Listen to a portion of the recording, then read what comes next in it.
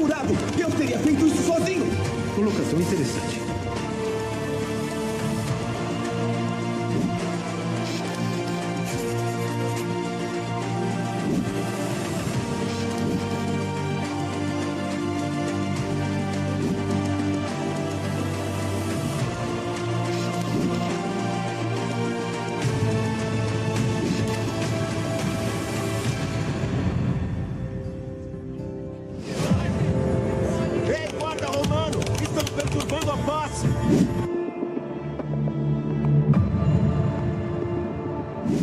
Aleluia. Boa noite, família. Tem alguém feliz aí? Glória a Deus. Estamos todos felizes. Hoje é essa celebração especial de participarmos, da mesa do Senhor. E eu estou muito animado, como diz meu filho Benjamin, por aquilo que Deus vai fazer nessa noite, no nosso coração. Eu tenho a certeza e a convicção que você será marcado pelo Senhor, amém? Diga isso para a pessoa que está ao seu lado: você será marcado pelo Senhor essa noite. Aleluia, aleluia. Essa deve ser a expectativa do nosso coração, irmãos. Sempre que nós estamos diante da palavra de Deus, diante de uma oportunidade de experimentar algo do Senhor, a expectativa deve ser de nós recebermos algo precioso da parte dele. E aqui, como eu fiz na semana passada, hoje eu quero indicar também 2 livros, como eu falei com os irmãos, os livros que nós temos ali, praticamente todos eles eu já li e já experimentei, então posso recomendar eles com propriedade. Tem um livro, e até nós, na verdade esses 2 de hoje eu já usei no Clube do Livro, que nós fizemos, e esse ano eu vou retornar a fazer, que é A Experiência da Mesa. Quantos já leram esse livro? Muitos, Não muitos, alguns. Esse livro, irmãos, realmente ele é transformador, porque ele de fato, ele é da experiência da própria autora, David Titus. Ela faleceu ano passado, acho que foi. Uma experiência fantástica que transforma realmente o nosso estilo de vida. Aqui, esse livro ele nos traz o Evangelho de uma maneira tão simples e prática que a nossa casa é transformada. Então a experiência da mesa fala dessa importância dos relacionamentos na nossa casa, ou seja, os relacionamentos profundos é a maneira que Deus usa para sermos transformados. Então quero recomendar para você a leitura dele. Nós temos ali, ele está só R$ 49,90, é muito poderoso. E também esse livro aqui, A Quarta Dimensão. Quando você ler esse livro? Alguns também. Esse livro, irmãos, eu leio ele no mínimo uma vez por ano. Eu acho que eu já li umas 10 vezes esse livro, de tão poderoso que ele é. Eu gosto de livros que contam o próprio testemunho da pessoa. A pessoa traz experiências dela. Então esse livro é do autor David Young Cho, também falecido. Até então não é mais, mas foi por muitos anos a maior igreja evangélica do mundo, na Coreia do Sul. Eram milhares, diz que eram 1 milhão de membros dessa igreja, estão espalhados por toda a Coreia. E esse irmão, ele traz a experiência dele do início, desde a conversão dele até a edificação da igreja. É realmente algo inspirativo demais. No último, os testes de fé que Deus insere ele. E quando a gente lê esse livro, é impossível não ser encorajado por Deus. Também, esse aqui está mais barato ainda, R$ 39,90, é muito barato, irmãos. Meu Deus, aleluia, glória a Deus. Então, se você quer uma indicação, hoje eu tenho esses 2 livros para indicar para você. Amém, irmãos?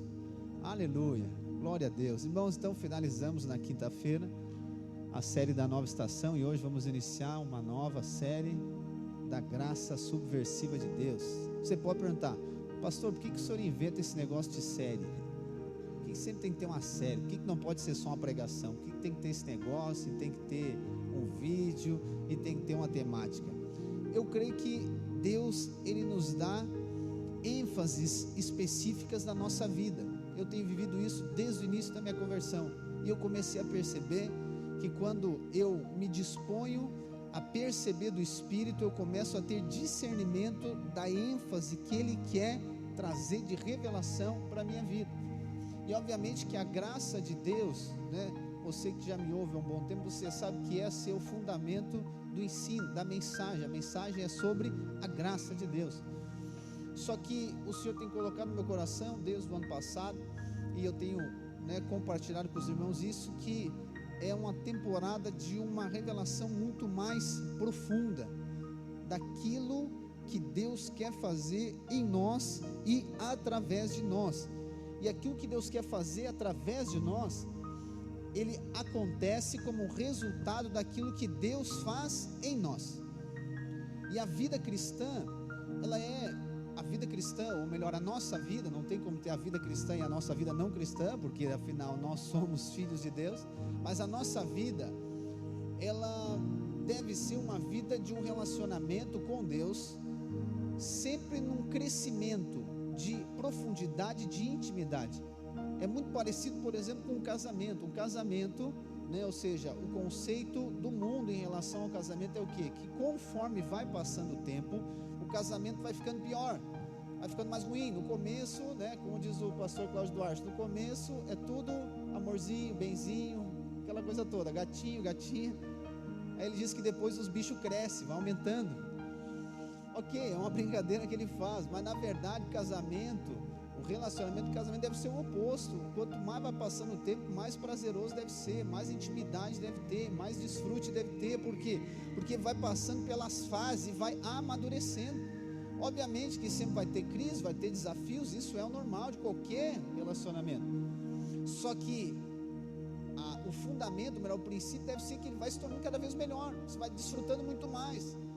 E assim é um relacionamento com Deus. Eu sei que muitas pessoas consideram e usam de maneira errada, eu posso dizer para você, a expressão do primeiro amor, né? Usam lá, Apocalipse capítulo 2, né, a repreensão de Jesus, a exortação de Jesus à igreja de Éfeso, dizendo que eles precisam de retornar ao primeiro amor. Então a maioria das pessoas, talvez era o seu caso, que o primeiro amor está ligado com a minha recém-conversão. Eu fui no encontro com Deus, eu estou inflamado, eu estou aquela coisa, ou recém-cria, agora aquele negócio, e aquele é o primeiro amor, e depois aquilo vai se terminando. Pastor, que saudade, quando eu só escutava um louvor, eu já chorava. Pastor, que saudade, quando eu só ouvia uma mensagem, eu já era impactado. Pastor, agora parece que eu não sou mais crente, parece que eu nem sinto mais. Isso na verdade tem dois aspectos. O primeiro deles é que você foi amadurecendo também, e aí você vai entendendo que a sua vida com Deus não é baseada nas emoções, ela é uma questão espiritual.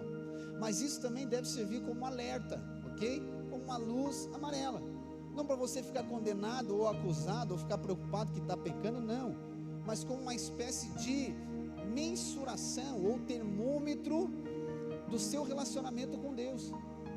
Porque no casamento, obviamente nenhum casamento de alguém que está aqui, isso é para aqueles que não vieram hoje, num casamento, se ele não é questão de cair na rotina, que ele tem que ter a rotina, mas se não houver um avanço e crescimento em relação à intimidade, logo o casamento se torna o quê? Se torna duas pessoas que moram na mesma casa, e daqui a pouco elas estão dividindo a despesa, é mano para cá e mano para lá.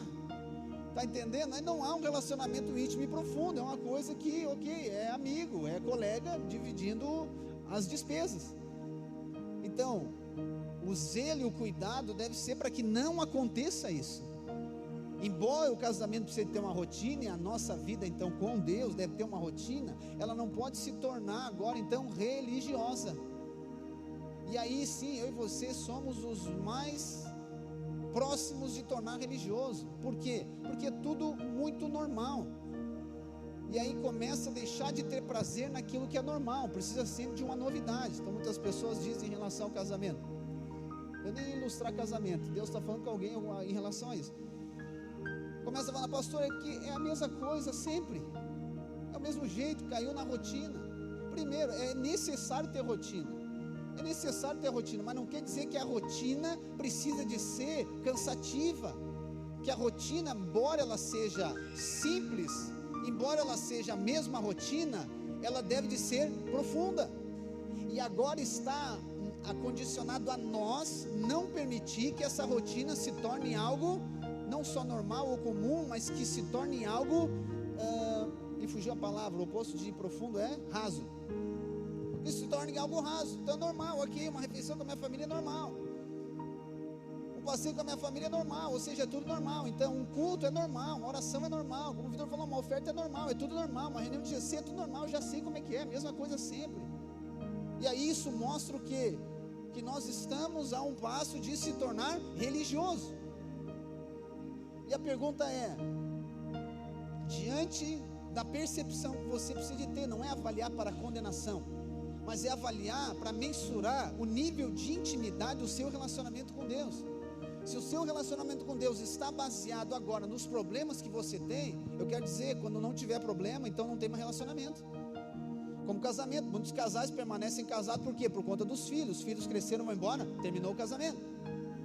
Então eu quero comprar uma casa, aí Deus vai lá, abençoa como uma casa, agora não precisa mais. Estou com problema no meu casamento, eu vou no culto, eu vou no GC, eu vou em tudo, eu vou ser ofertante, ser dizimista, eu vou em todas as coisas. Agora meu casamento está resolvido. Não, nesse domingo não precisa ir, porque também não tem que estar indo todo dia, né? É porque você ainda não teve a revelação da graça de Deus. Eu e você podemos considerar que a graça de Deus é algo inexplicável. Não há palavras suficientes para descrever plenamente o que é graça. Podemos achar que o conceito básico de que graça é favor imerecido está de bom tamanho, mas na verdade nós sabemos que é muito mais que isso.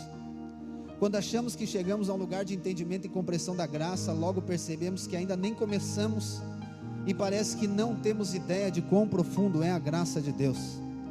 Acho que aqui é onde se encaixa a expressão a ponta do iceberg. É a minha sensação a cada temporada de revelação da graça de Deus, que só vimos a pontinha da graça do Senhor. Mas por outro lado, a ponta do iceberg, ou essa pequena porção, como que migalhas de um pão, tem gerado um impacto tão profundo, uma transformação tão violenta, quebrando paradigmas no meu interior, causando uma verdadeira revolução. Eu quero abordar nesse tempo, através dos evangelhos, sobre a graça subversiva de Deus. Ela é confrontativa, escandalosa, afrontativa, extravagante, ofensiva, chocante, irresistível, acolhedora, encorajadora, causando no nosso interior perturbação, agitação, desordem, tumulto, mas também trazendo paz, tranquilidade, sossego, descanso e serenidade. Eu quero convidar você para juntos venhamos a ser imersos pela revelação da graça do Senhor e sermos marcados profundamente por seu favor imerecido. Eu tenho a convicção que a sua vida nunca mais será a mesma à medida que a graça subversiva de Deus for revelada ao seu coração. Se você quiser, prepare-se para o melhor tempo da sua vida. Nós estamos fazendo o plano e amanhã nós começamos o Evangelho de Mateus. Eu vou usar os evangelhos. Obviamente não vai ser um estudo profundo, mas eu prometo que eu vou me esforçar em Deus para sugar o máximo possível de revelação das escrituras sagradas, para nos conduzir a um nível mais profundo da graça. E o que é graça subversiva? Subversiva é isso. A subversiva, ela vem trazendo uma revolução. Eu fico muito indignado no espírito, e não é a justiça própria, eu sou muito bem seguro quanto a isso, nesse caso, não que eu não tenha justiça própria, mas quando as pessoas consideram a graça de Deus algo irrelevante, considerando que graça de Deus é somente para a salvação, ou graça de Deus é para ela fazer o que ela quiser, achando que por conta da graça ela não precisa mais agora, então se dedicar, não precisa mais consagrar, que ela não precisa mais levar a sério as coisas de Deus. A graça é para mim pintar e bordar, a graça é para mim não fazer. Então é porque eu estou na graça, então eu não preciso ir na reunião, eu estou na graça, eu não preciso ser um ofertante, um dizimista, eu estou na graça, eu posso me separar e casar quantas vezes eu quiser na minha vida, porque eu estou na graça, eu não estou mais na lei, pastor. Então é o seguinte, vamos fazer acontecer. E aí isso me dá uma indignação no espírito. Por quê? Porque a graça não tem nada a ver com isso, embora a graça seja libertadora, mas a graça também ela nos prende. Então a graça de Deus, ela é subversiva, porque a mesma medida que ela traz o descanso, ela também traz a inquietação. Da mesma maneira que ela traz agora libertação, como eu falei para você, ela também traz algo para nos prender, mas a libertação ela é do pecado, e aí a partir disso nós somos presos nas garras do amor do Senhor Jesus. Então eu vejo que muitas pessoas, eles têm a experiência incompleta da graça de Deus. Eles escolhem, é como se fosse num restaurante, né? Você vai num restaurante, é buffet livre, aí eles botam lá, buffet livre com 2 carnes, não é assim? Buffet livre com uma sobremesa, tá, mas daí não é livre então. Aí a pessoa se ilude, não, buffet livre, ela vai servir, não é livre, é 2, tá, então não é livre, não, é livre, mas é 2 carnes, é livre, mas é uma sobremesa só. Não, mas então não é livre, não, é livre. Que nem o irmão há muitos anos atrás, ele disse, pastor, vou me tornar dizimista. Eu disse, aleluia, irmãos, por quê? Não, porque eu creio, sim, Deus foi falando comigo, tá bom. Ele disse, mas eu vou começar com 5%. Ele disse, não, então não é dízimo, irmão, é oferta. Não, é dízimo, mas é 5%. Eu digo, não, então não é dízimo, então o senhor vai dar uma oferta. Não, pastor, eu disse que eu vou ser dizimista, então é 10%, pelo amor de Deus. Ele disse, não, mas eu vou começar com 5, tá, então tá, como o senhor quiser. Daí eu já vi que não ia adiantar. O que eu estou dizendo? Ou seja, eu que escolho. Então eu vou no restaurante, eu escolho o que eu quero comer. Quero comer arroz, feijão e massa. Cara, mas tu não vai comer camarão? Não, quero comer arroz, feijão e massa. Arroz, feijão e massa você come todo dia. Não, mas eu quero comer. Cara, mas come o camarão que tem ali, tu não come camarão todo dia, cara. A pessoa escolhe, ou seja, tem a liberdade de escolher sim ou não. Só que aí, considera-se isso a outras coisas, por exemplo, em relação à graça de Deus. Não, eu quero escolher somente essa porção da graça de Deus. Eu quero escolher, crer que a graça de Deus é somente para a salvação. Eu quero escolher que a graça de Deus é somente para curar as minhas enfermidades. Eu quero escolher que a graça de Deus é só agora para aquilo que eu vou receber. Mas eu quero dizer que a graça não está ligada só com você receber, a graça está ligada com você compartilhar também. Então existe uma plenitude, existe uma profundidade da graça de Deus, que é impossível que eu e você venhamos a permanecer as mesmas pessoas. É impossível. Nós precisamos entender que a graça de Deus, sim, é o motivo do qual nós fomos aceitos por Deus, amém? Mas a graça é tão grande que Ele não permite que eu e você permaneçamos da mesma maneira. Ele vai nos transformar, Ele vai mover no nosso interior. Só que eu e você não podemos fazer, nós não podemos colocar bloqueios, eu e você não podemos colocar limites para a graça de Deus. Então eu creio na graça de Deus, como eu falei, uma causa que eu tenho para receber na justiça, pastor, eu creio, ok, amém, glória a Deus, e deve de crer na graça para todas as coisas. Mas agora eu não creio na graça de Deus para reconciliar com um parente meu que eu não falo há 10 anos. Eu não creio na graça de Deus agora para reconciliar com um irmão que, sei lá, passou e não cumprimentou. Não, daí não, pastor, daí não. Tá, mas só um pouquinho. Nós estamos selecionando aonde nós vamos escolher graça, no que nós vamos usar graça. Então eu quero que eu e você vamos perceber nesse tempo que a graça de Deus, ela nos confronta tão profundo. Eu sei que a maioria das pessoas, e talvez você estava nesse grupo, acha que o que confronta é a lei. É por isso que, né, sempre tem aquela pressão para pregar a lei, sempre quer ouvir lei. Não, porque a lei confronta, irmãos. Você tiver, e eu creio que esse é o tempo de nós sermos confrontados pela graça de Deus. Irmãos, eu tenho a segurança de dizer para você que é muito mais profundo. A lei, ela confronta você, só que ela não traz provisão. A graça, com o confronto, ela traz a provisão. Essa é a diferença. Então por vezes nós oramos por algo e não cremos que aquilo algum dia pode acontecer. Então nós oramos, por exemplo, uma pessoa que não pode gerar filhos, ela ora para gerar filhos, só que quando ela gera o filho, ela reclama que a criança dá despesa. Tá, mas só um pouquinho. A mesma graça que é para gerar o filho é a mesma graça que vai prover para a criança. Consegue entender aqui? Estou conseguindo explicar? Está entendendo? Então é graça para todas. Não, pastor, a graça eu creio, ou seja, eu creio na graça, nossa, para ter um GC perto da minha casa. Aleluia, pastor, tem um GC perto da minha casa. Ah, mas o GC é às 6 da manhã. Não, mas daí não, aí não é graça, pastor, daí é lei. Então eu estava orando para o GC perto da minha casa. Tem um GC perto da minha casa, mas por conta do horário que é, do dia que é, não, eu não posso ir. Tá, mas só um pouquinho, a mesma graça que fez ter um GC perto da casa é a mesma graça que vai prover para você estar na reunião. Está entendendo que eu e você precisamos de aplicar a graça em todas as coisas. Só que eu e você, segura essa, seremos confrontados pela graça de Deus.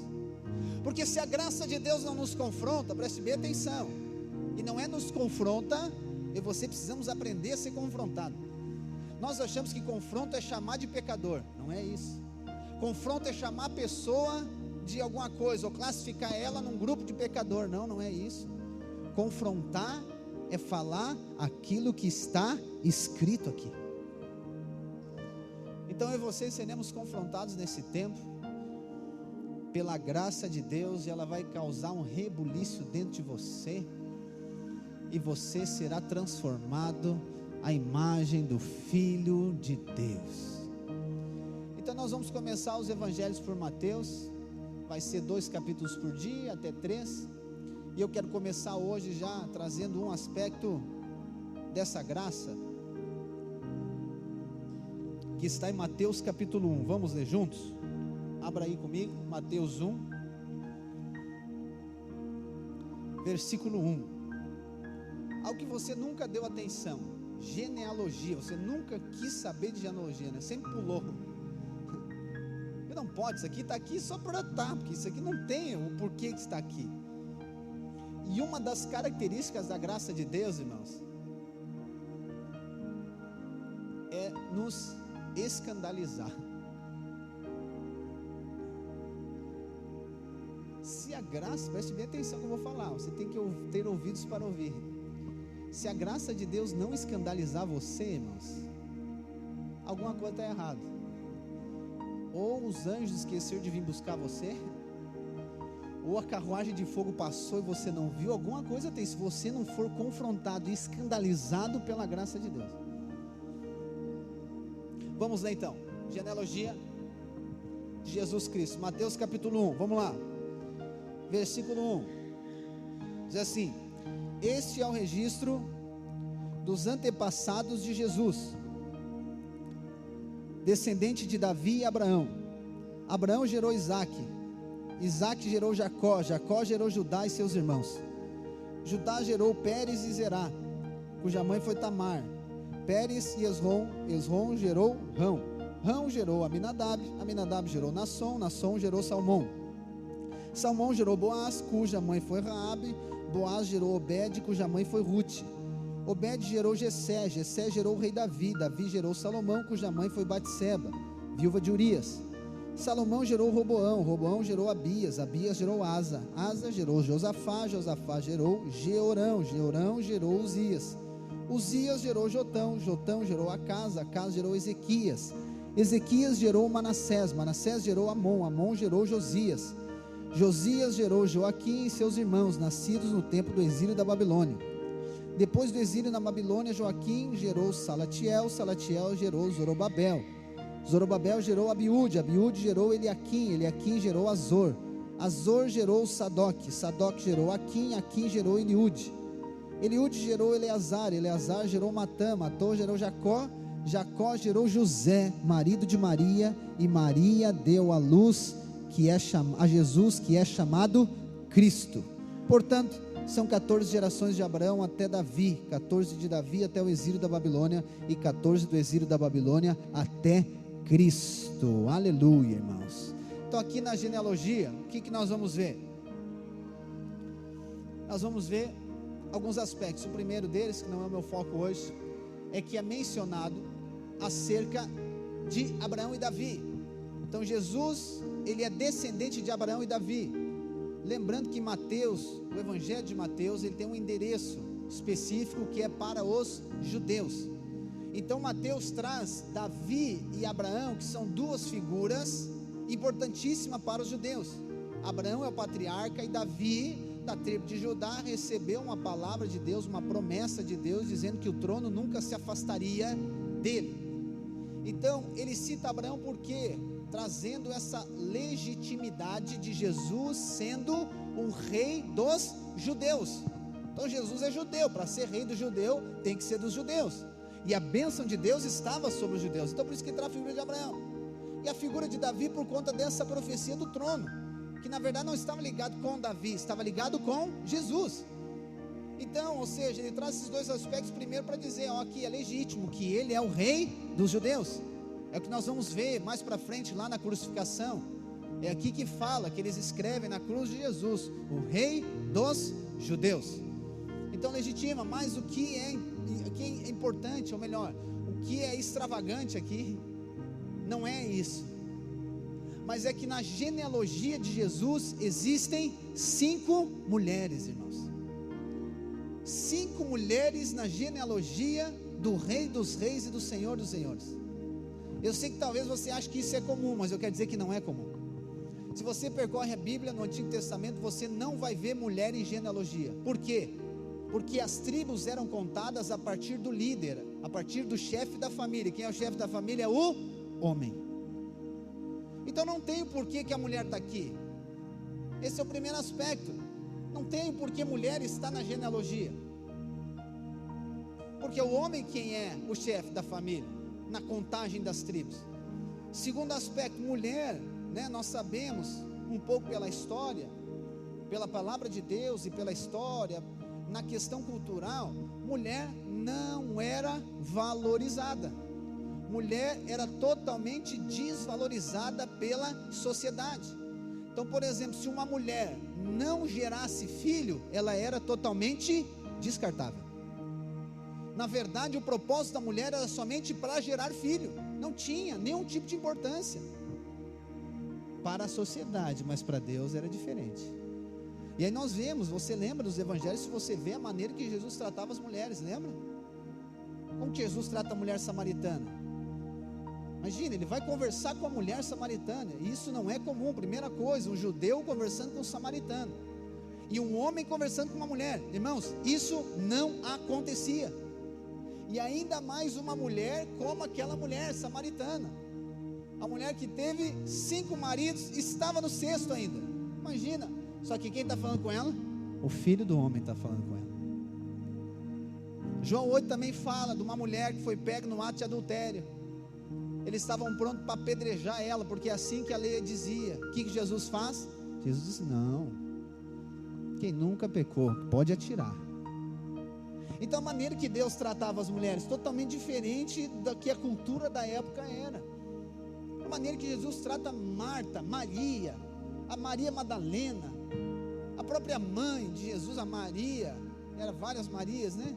E a gente vê que o ministério de Jesus, ele era permeado por muitas mulheres. Tem um momento que a palavra diz que as mulheres é quem arcavam com os custos do ministério de Jesus, ou seja, elas financiavam o ministério de Jesus. Eu não acredito que elas financiavam por obrigação, eu creio que elas tinham uma revelação da graça. A primeira pessoa que Jesus aparece depois de ressurreto é uma mulher. Dizem alguns que era para a notícia espalhar mais rápido, eu não acredito.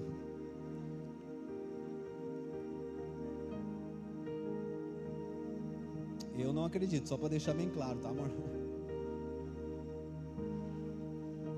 Só que vamos lá, tem 5 mulheres aqui, só que esse não é ainda o principal de tudo. O principal é quem são essas mulheres. E eu acredito que elas não estão aqui por acaso, elas estão aqui como uma expressão da graça de Deus.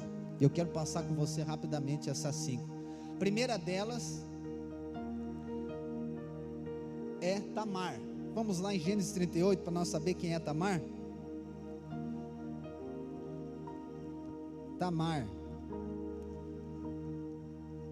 Tamar quer dizer palmeira, né? Tamar vem de tamareira, né? Tamareira é uma palmeira. Eu não vou entrar nesse aspecto profético, mas aqui tem uma revelação também. Mas vamos ver quem é Tamar, que está na genealogia de Jesus. Gênesis 38, vamos juntos? É todo o capítulo, vamos lá. Por essa época Judá saiu de casa e se mudou para Adulão, onde for morar na casa de um homem chamado Ira. Ali Judá viu uma mulher cananita, filha de Suá, e se casou com ela. Teve relações com a mulher e ela engravidou e deu à luz a um filho, que ele chamou de Er. Ela engravidou novamente e deu à luz a outro filho, que ele chamou de Onã. Quando estava morando em Quezibe, ela deu à luz a um terceiro filho, o chamou de Selá. No devido tempo, Judá arranjou o casamento de Er, seu filho mais velho, com uma moça chamada Tamar. Mas Er era um homem perverso aos olhos do Senhor, por isso o Senhor lhe tirou a vida. Então Judá disse a Onã, irmão de Er: case-se com Tamar, como é exigido para com a viúva do irmão. Você deve gerar um herdeiro para seu irmão. Onã, porém, não estava disposto a ter um filho que não seria seu herdeiro. Por isso, cada vez que tinha relações com a mulher de seu irmão, derramava o sêmen no chão. Deste modo, evitava que Tamar tivesse um filho que pertenceria ao irmão dele. O Senhor, porém, considerou maldade a sua atitude e por isso também tirou a vida de Onã. Então Judá disse à sua nora Tamar: volte para a casa de seus pais e permaneça viúva até que meu filho Selá tenha idade suficiente para se casar com você. Na verdade, Judá disse isso apenas porque temia que Selá também morresse, como seus dois irmãos. Assim Tamar voltou para a casa do pai. Alguns anos depois, a mulher de Judá morreu. Quando terminou o período de luto, Judá e seu amigo Ira, o adulamita, subiram para Timna, para supervisionar a tosquia das ovelhas de Judá. Alguém disse a Tamar: seu sogro está subindo a Timna para tosquear as ovelhas. Tamar sabia que Selá já era adulto, mas nenhuma providência havia sido tomada para que ela se casasse com ele. Por isso, trocou suas roupas de viúva e, para disfarçar-se, cobriu-se com um véu. Depois foi sentar-se junto à entrada da vila de Enaim, no caminho para Timna. Judá a viu e pensou que fosse uma prostituta, pois ela estava com o rosto coberto. Ele parou à beira da estrada e, sem saber que era sua própria nora, disse: quero me deitar com você. Quanto você me pagará para deitar-se comigo? Perguntou Tamar. Eu lhe mandarei um cabrito no meu rebanho, prometeu Judá. Mas o que me dá como garantia de que me mandará o cabrito? Perguntou ela. Que tipo de garantia você quer? Replicou ele. Ela disse: deixe comigo o seu selo pessoal, junto com o cordão dele e o cajado que você está segurando. Judá entregou os objetos, depois teve relações com Tamar e ela engravidou. Em seguida Tamar voltou para casa, tirou o véu e tornou a vestir as roupas de viúva, como de costume. Mais tarde Judá pediu que seu amigo Ira, o adulamita, levasse o cabrito para a mulher, pegasse de volta as coisas que ela havia deixado como garantia. Ira, porém, não conseguiu encontrá-la. Perguntou aos homens que moravam lá: onde posso encontrar a prostituta do templo que estava sentada junto à entrada de Enaim? Aqui nunca houve uma prostituta do templo, responderam eles. Então Ira voltou para onde Judá estava e lhe disse: não consegui encontrá-la em lugar algum, e os homens da vila disseram que lá nunca houve uma prostituta do templo. Que ela fique com as minhas coisas, disse Judá. Mandei o cabrito como tínhamos combinado, mas você não a encontrou. Se voltássemos para procurá-la, o povo da vila zombaria de nós. Uns 3 meses depois, disseram a Judá: sua nora Tamar se comportou como uma prostituta e por isso está grávida. Judá ordenou: tragam-na para fora e queimem-na. Quando a estavam tirando de casa para matá-la, ela enviou a seguinte mensagem a seu sogro: estou grávida do homem que é dono destes objetos. Olhe com atenção, de quem são este selo, este cordão e este cajado? Judá os reconheceu de imediato e disse: ela é mais justa que eu, pois não tomei as providências para que ela se casasse com meu filho Selá. E Judá nunca mais teve relações com Tamar. Quando chegou a época de Tamar dar à luz, descobriu que teria gêmeos. Durante o trabalho de parto, um dos bebês pôs a mão para fora. A parteira segurou a mão do bebê, amarrou um fio vermelho no pulso e anunciou: este saiu primeiro. O bebê, porém, recolheu a mão e seu irmão saiu. Então a parteira disse: como você conseguiu sair primeiro? Por isso ele recebeu o nome de Pérez. Logo depois o bebê, com o fio vermelho no pulso, nasceu e recebeu o nome de Zerá. Aleluia. Até aqui, irmãos. Que história de novela, né? Que história. A A pergunta é: você considera importante alguém estar na genealogia de Jesus, sim ou não? Sim ou não? É algo para você? Não, qualquer coisa, ou é algo importante? E Tamar está na genealogia de Jesus. Agora eu pergunto para você: Tamar é um exemplo de pessoa? Sim ou não? Mas ela está na genealogia.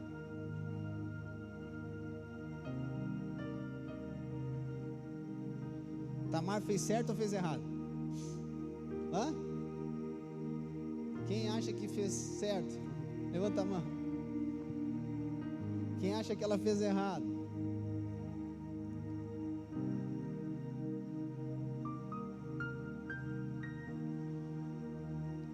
Tamar, você sabia que Tamar é a única mulher no Antigo Testamento que é considerada que ela é justa? Judá disse: ela é mais justa do que eu. Uau!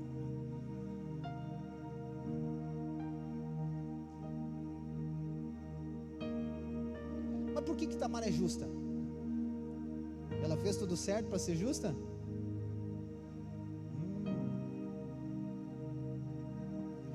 Tu imagina o rolo que essa mulher fez. Ah, pastor, mas Judá tem a culpa dele. Com certeza. O rolo que esses dois fizeram, a bagunça que eles fizeram, a bagunça que já era a história do negócio. Começou com a bagunça por quê? Porque Judá já foi casar com alguém que não era de Israel, do povo dele, já está fora. Foi casar com alguém que era lá dos cananeus. E olha aí, outro ponto: Tamar não era dos judeus, e está na genealogia de Jesus. Então olha só, irmãos, isso aqui, o exemplo de Tamar, isso aqui é um exemplo de graça subversiva de Deus. Você acha que Tamar está na genealogia porque ela merece? Hã? Oh irmãos, isso aqui é graça, isso aqui é favor imerecido. Ela não era dos judeus, ela não era do povo de Israel, ela agora era alguém que era dos gentios, era alguém que era dos estrangeiros. Não falava gentio no Antigo Testamento, falava estrangeiro. Só que o que Deus fez? Deus colocou ela na genealogia, Deus colocou ela na história, Deus colocou ela como alguém que antecedeu aquele que nós dobramos o nosso joelho e oramos. Jesus veio de Tamar, Jesus veio dela, ela está na genealogia. Alguém que não tem mérito nenhum, alguém que fez tudo errado, alguém que se disfarçou de prostituta. Na verdade ela não disfarçou, porque eu acredito, né? Eu não quero aprofundar em cada história, porque senão não vou poder falar nem na metade. Porque já era, ela já, na verdade ela se vestiu da identidade que ela cria que ela era. Porque o texto diz, né, do segundo filho, não mas o segundo filho, que eles tinham relação, mas não tinham geração de filhos. Então obviamente ela já se considerava uma prostituta, ela só vestiu essa identidade que estava dentro dela. Só que ela tinha algo, gente, ela tinha algo dentro dela, ela tinha o desejo de gerar para Deus. Ela tinha o desejo de gerar para Deus, ela tinha o desejo de receber essa identidade. Eu creio que ela sabia que Judá, sim, é filho de Jacó, Jacó é filho de Isaac, Isaac é filho de Abraão. Eu creio que ela sabia que Abraão tinha sido chamado por Deus, e aquele era o povo de Deus, Israel era o povo de Deus, e ela sabia que não é povo de Deus, mas agora Deus colocou dentro dela uma espécie de um desejo, uma espécie de algo. Eu creio que o Espírito Santo gerou algo dentro dela, de que a única esperança da vida dela ser transformada, ela era gerar algo daquela família para entrar na linhagem do povo de Deus. E essa é a história da nossa conversão, irmãos.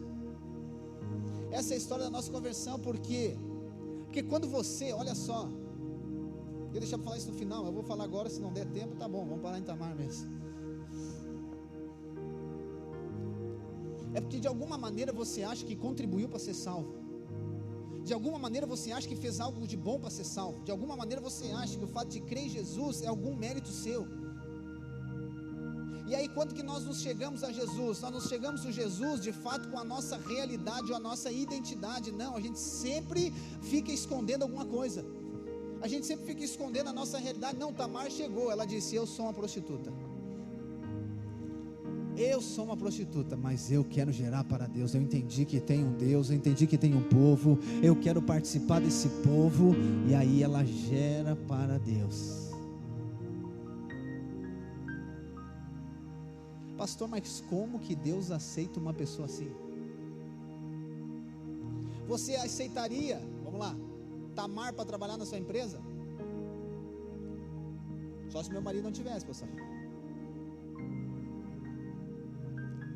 Fazer uma faxina na sua casa? Não, pastor. Você aceitaria Tamar no GC? Você oraria para o Tamar se ela entrasse naquela porta ali? Você ia lá dar um abraço nela e dizer: Deus tem um plano na tua vida? Você ia ficar assim olhando e sentar para cá hoje. Vem cá, amor, senta aqui. Deixa essa mulher lá. Como que você trataria Tamar? Você viria as publicações de Tamar no Facebook e no Instagram dizendo: ih, Deus, queima, manda embora, esses aí tem que mandar embora para Santa Catarina mesmo. E ainda está dizendo que quer ir no culto. Misericórdia. Não fica ofendido comigo, mas você é Tamar também. Não, pastor, eu não sou tão ruim assim. Oh, justiça. Pastor, eu nunca fiz isso. Ah, tá bom, vamos falar do que a gente fez, né, então. Vamos comparar com Tamar? Não, pastor, eu nunca me fiz de prostituta. Ou de prostituto.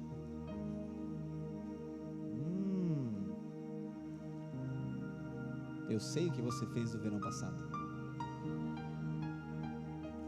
Sabe o que é o nosso problema? É que ainda nós não recebemos mais graça,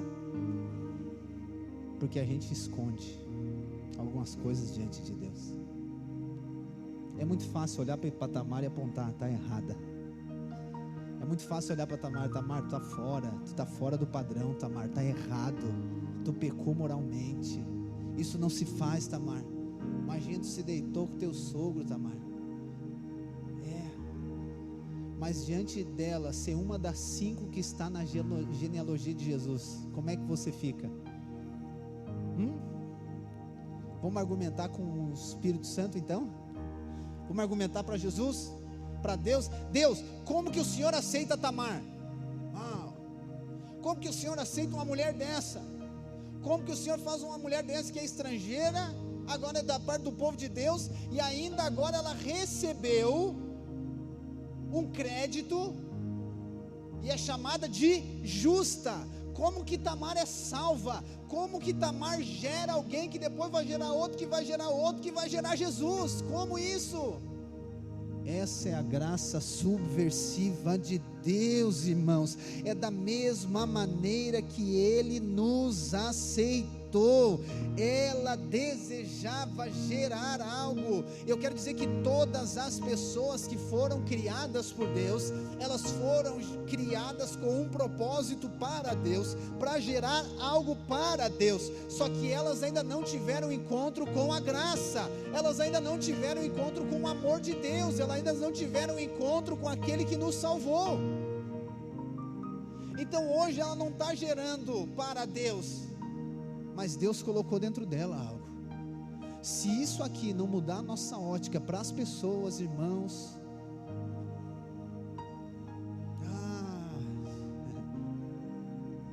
Espírito Santo, nos dá a revelação.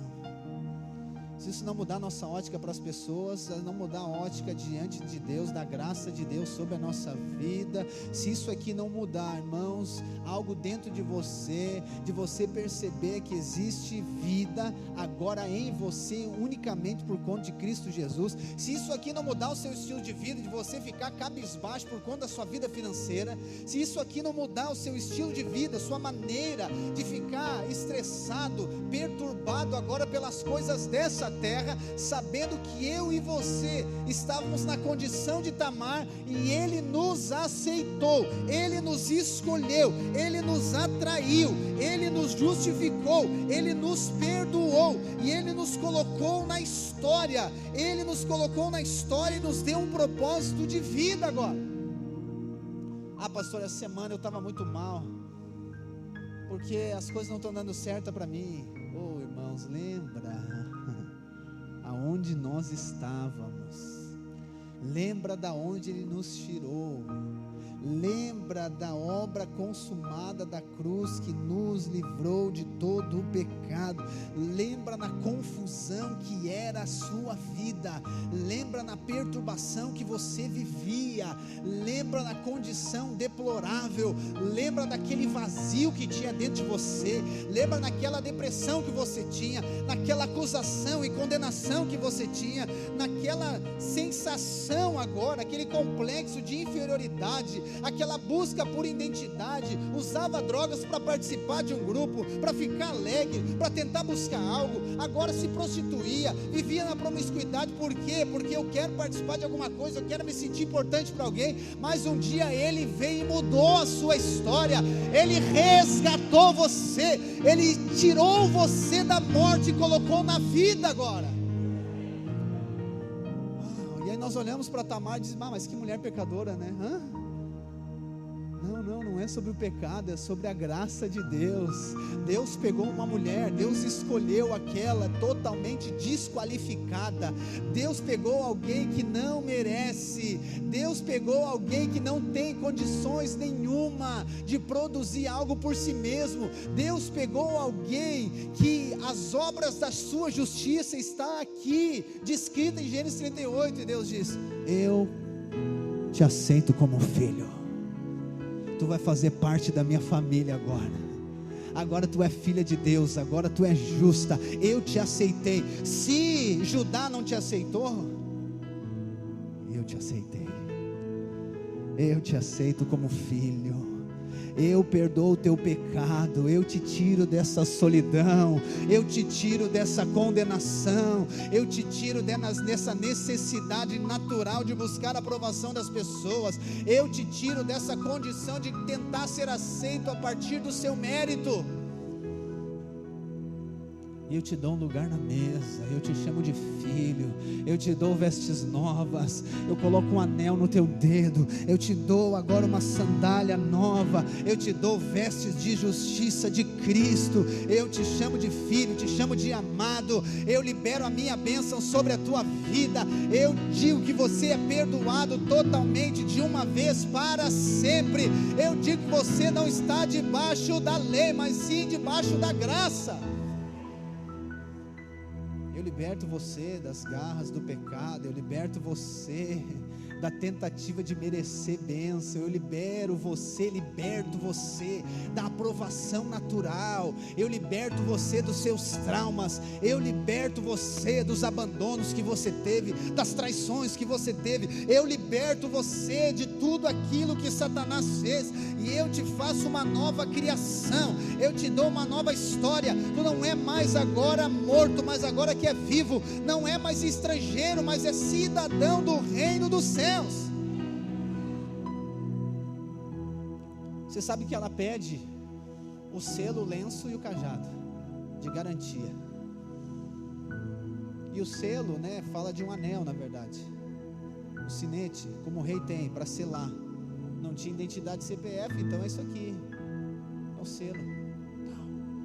Ele representa a autoridade. O lenço, na verdade, em alguma versão de cordão também, é o que prendia isso. Ele não era usado no dedo, ele era usado amarrado no pescoço. Era um lenço, como se fosse uma linha, um cordão assim enrolado, e para prender aquele sinete, aquele anel. E o cajado, obviamente, estava ligado com aquilo que Judá era, ele era pastor. Isso tudo representa algo que ela buscava. Então ela buscava a autoridade que está escrito lá em João capítulo 1, versículo 12: aqueles que o receberam, lhes deu a autoridade de serem feitos filhos de Deus. O cordão, o lençol, o lenço, isso, ele simbolizava a garantia ou a fidelidade dessa autoridade, dessa nova identidade, que não agora naquilo que ela fazia, mas algo que alguém tinha feito. E o cajado representa a provisão, porque quem tem cajado é pastor. Então ela buscou isso a vida toda, a identidade celestial, a ponto de entregar a sua vida para receber uma nova identidade. Essa é a necessidade da humanidade: receber a graça de Deus, receber a Cristo. Hoje é um dia muito significante para algumas pessoas, né? Dia 2 de fevereiro. Esse ano até não aconteceu, mas geralmente acontece há alguns anos. Me mandam mensagem: pastor, nós não vamos fazer nada no dia 2. Digo, olha, geralmente não é nós que fizemos, geralmente é a concorrência. Mas nós vamos fazer sim, nós vamos fazer o que a gente continua fazendo todos os dias do ano. Eu quero dizer que todas essas pessoas, elas estão procurando algo que nós já recebemos, só que elas estão no caminho errado. Elas acham que tem que dar um sacrifício para ser aceito por Deus. Elas acham que tem que dar algo para Deus para receber a bênção. Então elas estão lá no engano, na mentira. Só que eu e você temos a revelação do quê? Da graça do Senhor, que não precisamos fazer sacrifício. O sacrifício perfeito já aconteceu. Nós já somos aceitos, já recebemos a bênção de Deus. Só que agora a pergunta é: o que nós vamos fazer com aquilo que nós recebemos? Eles estão esperando. Essa cidade, esse litoral está esperando alguém que se levante com fé e ousadia para compartilhar a graça de Deus, dizendo: eu era Tamar, mas Ele me aceitou. Eu era Tamar, mas Ele me incluiu na história dele. Eu era Tamar, mas Ele me incluiu em Cristo. Eu quero dizer que tem para você também, tem graça para você também. Ele quer transformar a sua vida, Ele quer mudar a sua história, Ele quer dar uma nova identidade para você.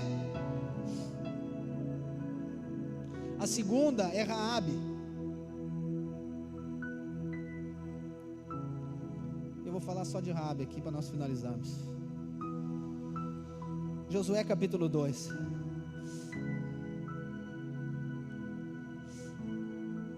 Oh Jesus, a tua graça maravilhosa.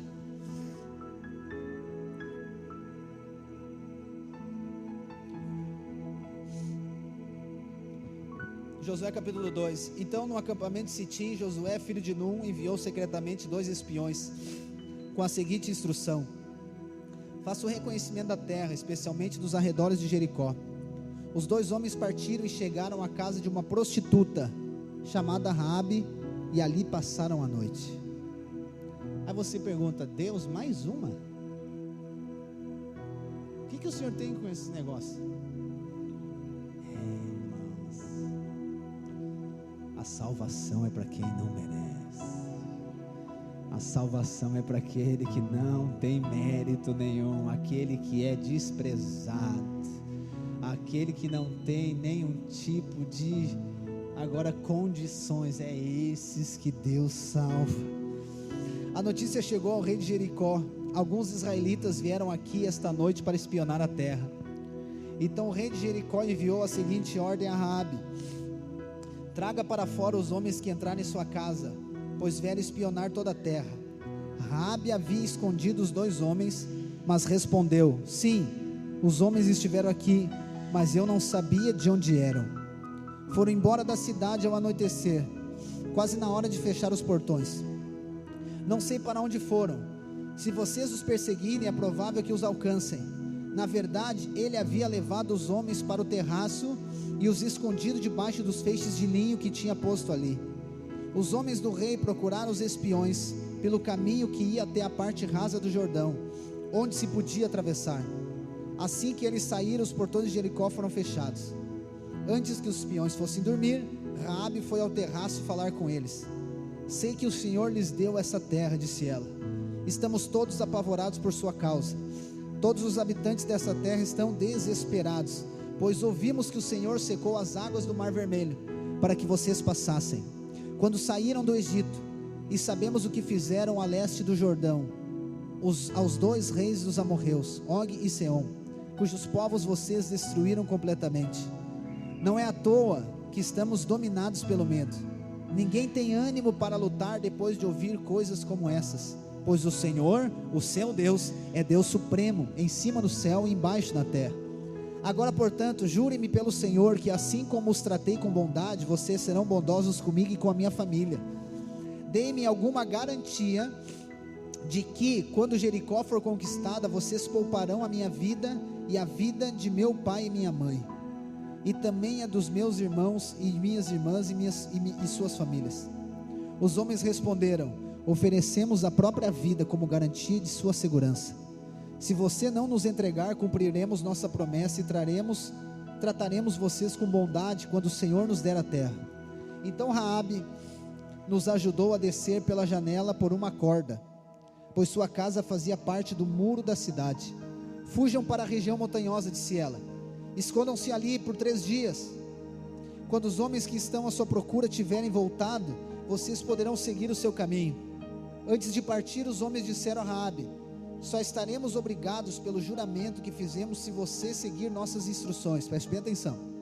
Quando entrarmos na terra, deixe este cordão vermelho pendurado na janela por onde você nos ajudou a descer. Todos os membros de sua família, pai, mãe, irmãos e todos seus parentes devem estar dentro desta casa. Se saírem na rua e forem mortos, não teremos culpa, mas se alguém fizer mal aos que estiverem dentro dessa casa, assumiremos a responsabilidade por sua morte. E se você falar a outros sobre nossa missão, estaremos livres do juramento que fizemos.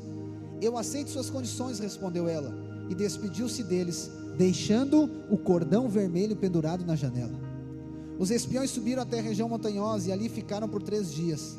Seus perseguidores os procuraram por todo o caminho, mas não os encontraram e voltaram.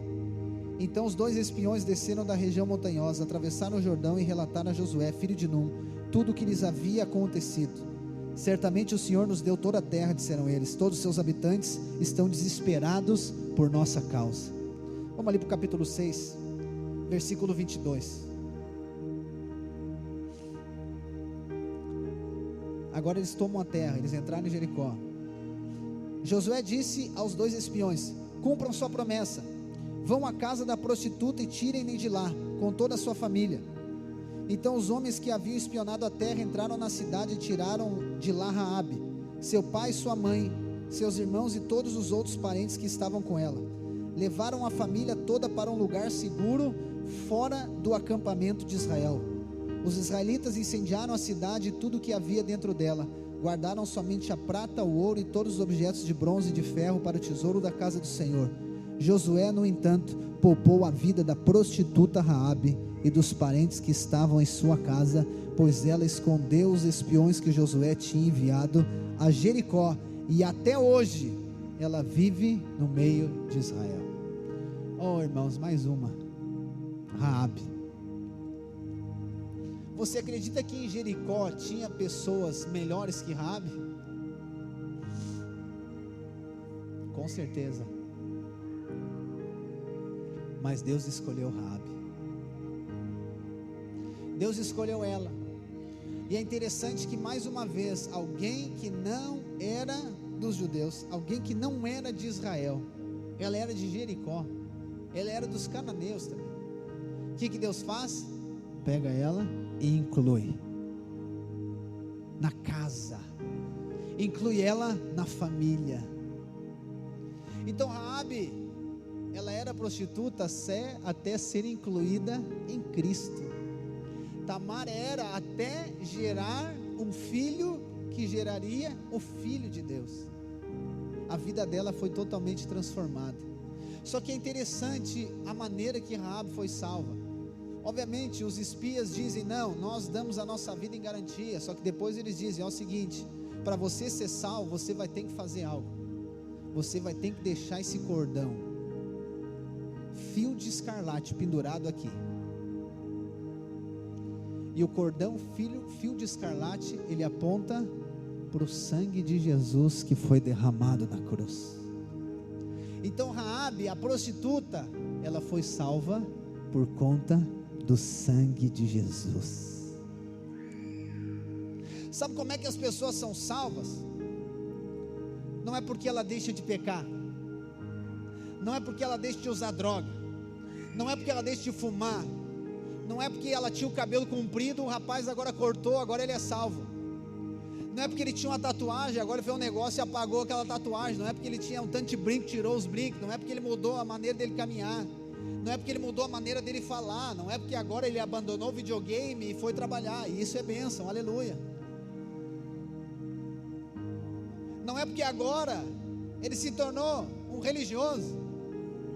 Não é porque agora ele mudou o exterior dele que ele é salvo, não. Ele é salvo assim como Raabe, assim como eu e você somos salvos, por conta do sangue derramado na cruz do Calvário.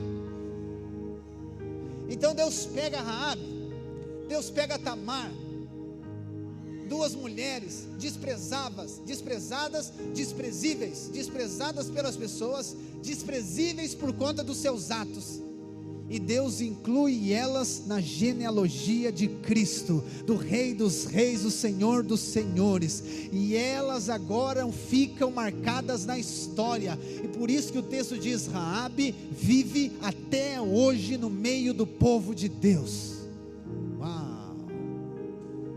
Oh irmãos, se você fosse escolher alguém, imagina, que nem diz o Judá, imagina, para salvar em Jericó, o que você ia fazer?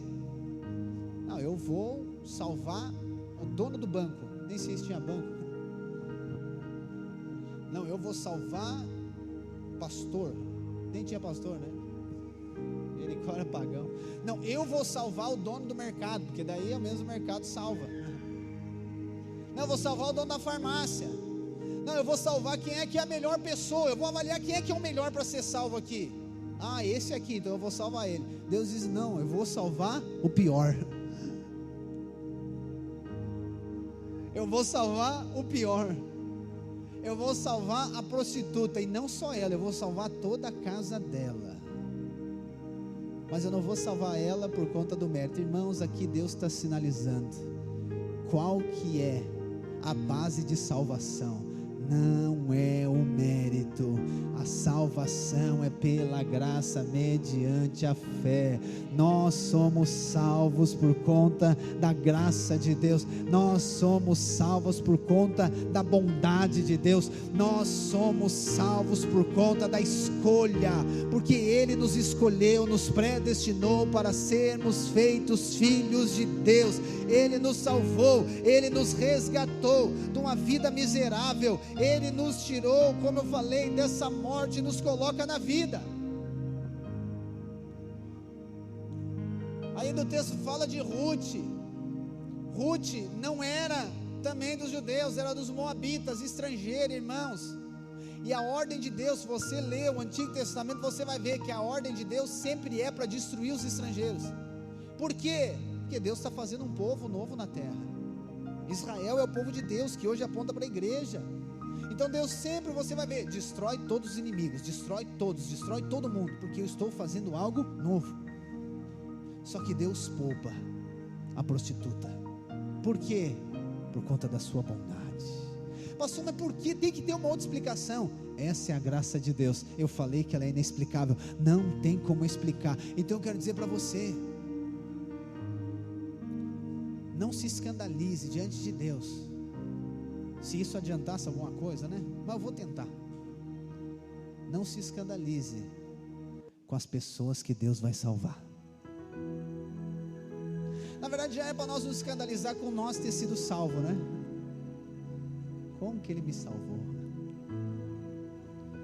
Mas não se escandalize com as pessoas que Deus vai salvar. Você vai olhar, quem? Esse aqui? Oh, irmãos, a graça, ela é inexplicável, mas ela é irresistível. Ela é irresistível. A nossa religião vai ser confrontada, porque tem uma religiãozinha dentro de nós, né? Tem, nós vamos ver nessa série. Mas como assim, pastor? Deus abençoou aquela pessoa, pintou e bordou a vida toda dela, agora converteu e mudou da água para o vinho. E o que Deus fez na vida dela? E eu estou aqui, pastor, 3, 4 anos na igreja, todo domingo, GC, jejum, oração, dízimo, oferta, primícia, obra, tudo, e parece que não vai, mas a pessoa chegou onde Deus fez. É a graça de Deus. Pastor, então quer dizer que a graça então agora é para fazer o que quiser? Nunca foi, nunca será. A graça de Deus é para ser recebida, para desfrutar daquilo que Ele tem para nós. Ruth não era dos judeus, ela era dos moabitas, povo amaldiçoado por Deus.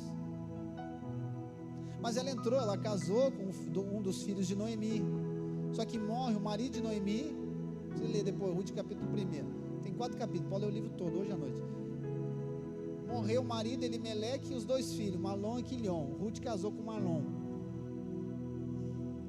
Aí Noemi vai voltar para Judá, né, para Belém, e diz: vocês têm que voltar para casa de vocês. Por quê? Porque meu filho morreu, não tem outro filho para vocês casar. Para mim casar de novo e ter outro filho para vocês casar é muito tempo, então volta. Aí a outra, né, nora volta, a órfã volta, mas Ruth não volta, né? É dali que sai da palavra de Deus aquele discurso maravilhoso que nós usamos em casamento: aonde tu fores eu irei, teu Deus será o meu Deus. Ruth entendeu, existe um Deus de amor e de graça, e agora eu estou nele e eu não saio mais daqui. E ela volta para Israel, e aí ela começa a colher cereais num lugar, na fazenda de um homem chamado Boaz. Boaz era muito mais velho que Ruth era jovem, e só que Boaz era parente de Elimeleque. Então se ele é parente, ele podia resgatar ela. Só que acontece, havia outro parente mais próximo. Aí Boaz vai lá, negocia com ele, pergunta se ele quer restituir as terras, e diz: eu quero. Não, mas se tu comprar as terras, tu vai ter que levar a Ruth também. Não, daí eu não quero, daí eu vou ter que dividir o que eu já tenho. Aí Boaz se torna o redentor de Ruth. Ela casa com Boaz e tem um filho chamado Obed. Obed é pai de Jessé, que é pai de Davi. E Ruth, que era dos moabitas, é colocado em Cristo. E aí depois a Bíblia fala também de Batseba. Batseba você conhece, é a mais conhecida, né? Davi não vai para a guerra, Israel todo vai para a guerra, Davi fica em casa. E quando ele está em casa, ele acorda de manhã, toma um todinho, sucrilhos, nuggets. Porque não foi para a guerra? Como que o rei não vai para a guerra? É época de ir para a guerra, não foi. Aí ele vai dar uma volta na sacada da casa dele, ele dá uma olhada, ele vê uma mulher tomando banho. E aí ele se agrada: opa, quem é que é ela? Ele pergunta: quem é que é? Não, aquela lá é Batseba, mulher de Urias. Traz ela aqui para nós conversar, é só conversar. Ele vai lá, tem relação com ela, e ela fica grávida. Uma vez só ela fica grávida. Aí ele fica sabendo que ela está grávida, ele diz: meu Deus, e agora? Aí ele chama Urias, o marido dela da guerra: vem cá, Urias, é o seguinte, hoje tu está de folga, pode ir para casa, vai lá, fica com a tua mulher lá, vai lá e pode dormir com a tua mulher que está tudo certo. Aí Urias diz: ok, só que Urias não vai para casa, Urias dorme no tapete da porta do palácio. Aí no outro dia Davi disse: o que aconteceu, por que não vou para casa? Ele disse: não posso ir para casa, imagina, o meu comandante está lá, o pessoal está lá na guerra, como é que eu vou para casa? Não posso. Aí ele volta para a guerra. Aí Davi manda para Joabe, o comandante: Joabe, coloca ele aí na linha de frente, envia ele primeiro, e aí vocês fogem, para que ele morra. Aí acontece, Urias morre. Depois que ele morreu, a Bíblia diz que passou uns dias, Davi traz Batseba para morar com ele. E aí vem a história do profeta. Ela tem um filho, esse filho morre, mas depois a palavra diz que ela engravida de um outro filho, que é Salomão, e que se torna rei de Israel. Olha a bagunça que aconteceu. Que coisa feia, né? E Batseba está na genealogia de Jesus. Ah, pastor, daí já é demais, eu já não consigo. Essa é a graça de Deus. Pastor, mas como que Deus aceita isso? Não, Deus não aceita pelas atitudes, é para que eu e você venhamos a entender que ninguém é aceito por conta das suas atitudes, é aceito por conta da graça de Deus. Pastor, quer dizer que eu posso sair fazendo o que eu quiser? Olha, vou dizer para você, se você realmente é nova criação, mesmo que você tente, você não vai conseguir fazer, mas tá bom. Mas se você fizer algo, eu quero dizer que não muda a sua identidade. Eu sei que é difícil de engolir isso, mas você vai ter essa revelação, irmãos. Você vai ter essa revelação. É por isso que nem você fica condenado, acusado quando você erra e falha. Pastor, então quer dizer que a pessoa tem que ficar no erro? Não, ela vai saber que o erro, o pecado não faz parte da vida dela. Ela é nova criação. A graça de Deus não é liberdade para viver no pecado, não. A graça de Deus, ela é a provisão para nós cumprirmos com o propósito dele. Só que a graça de Deus é para de fato quem não merece. Ninguém é aceito, aprovado por Deus por conta das suas obras. Ninguém é aceito ou aprovado por Deus por conta daquilo que faz. Eu quero dizer para você, não importa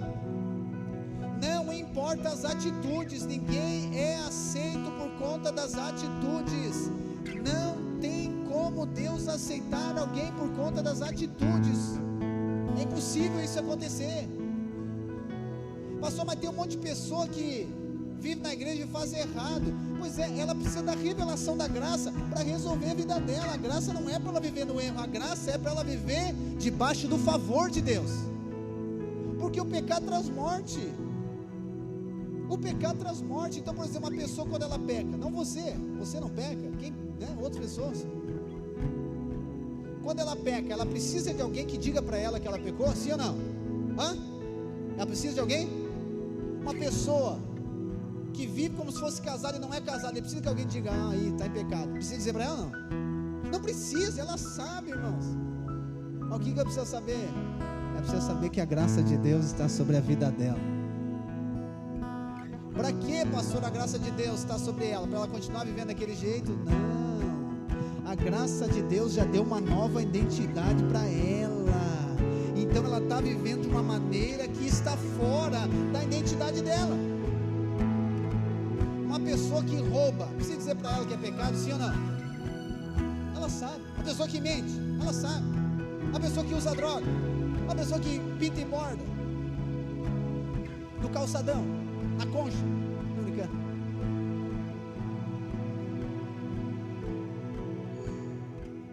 Ela sabe, irmãos, o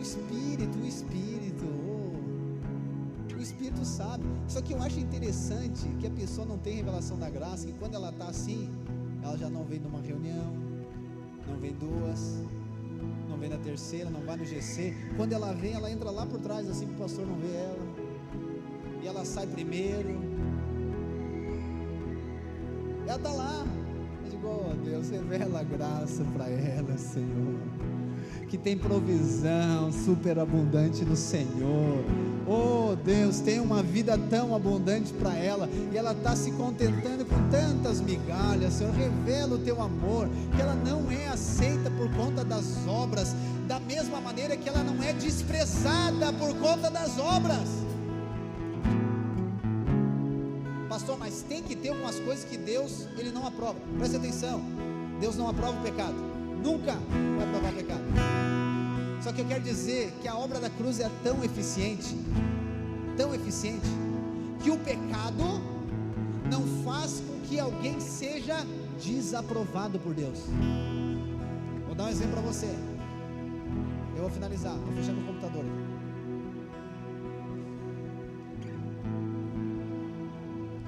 Quantos têm filhos aqui?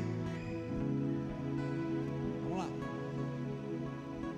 O seu filho foi lá e quebrou o vidro de uma janela. Você tinha que dizer para ele: não joga a bola dentro de casa. Ele vai lá e tum, pá. A atitude dele foi errada, sim ou não? Errado. Tá bom. Você aprova o erro dele, sim ou não? Não. Mas por conta do erro dele, você diz: cara, pega tuas coisas e vai embora dessa casa. Você faz isso?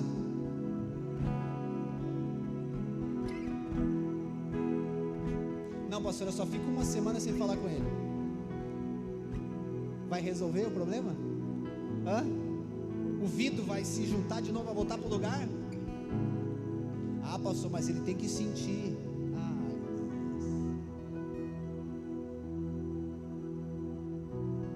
Quem nunca quebrou um vidro jogando bola, que atire a primeira pedra. Obviamente que você não vai ficar dizendo para ele: chuta no vidro, chuta no vidro, chuta no vidro. É obviamente que você não vai. Mas ele chutou, quebrou o vidro, o que você vai fazer? Não, ele vai ficar sem almoçar hoje. Hã? Não, ele vai ficar uma semana sem comer nada para aprender que não é para quebrar vidro. Se você já fez isso, sabe que não deu certo. E se não fez, não faz, porque não funciona. Ah, pastor, mas aí como é que eu vou ensinar ele? Irmãos, como que Deus ensina você? Não, pastor, Deus ele me repreende. Então repreenda. Não, pastor, Deus ele corta a provisão. Não, é Deus que está fazendo isso. Irmão, se nós não somos aceitos por conta das nossas obras, nós não seremos desqualificados por conta das nossas obras. É por conta da obra de Cristo, é por conta daquilo que Ele fez. Eu quero dizer para você, olhe bem para mim agora, para me finalizar, senão eu não vou finalizar.